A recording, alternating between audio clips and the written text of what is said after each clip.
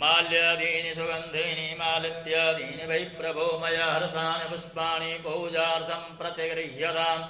पुष्पमालां समर्पयामि श्रीवरुणाय नमः काण्डात् काण्डात् प्ररोहन्ते परुखः परुखस्परि एवानो दुर्विप्रतसहस्रेण शतेन च दुर्वान्कुरान् समर्पयामि श्रीवरुणाय नमः सौभाग्यरत्नं सिन्दूरम् ॐ देहि सौभाग्यमारोग्यं देहि मे परमं सुखं रूपं देहि जयं देहि यशो देहि दशो दहेत् सुगन्धितवस्तु समर्पयाम्यं त्र्यम्बकं यजामहे सुगन्धिं पुष्टिवर्धनम् उर्वारुकमिव बन्धनान् मृत्योर्मुक्षीयमामृतात्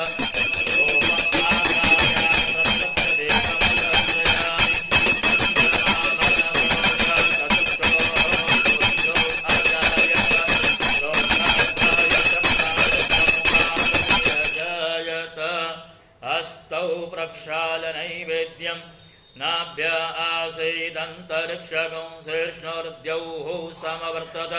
पतिभ्याम्भो मृद्दिशः श्रोत्रात् तथा लोकान् अकल्पयन् नैवेद्यं निवेदयामि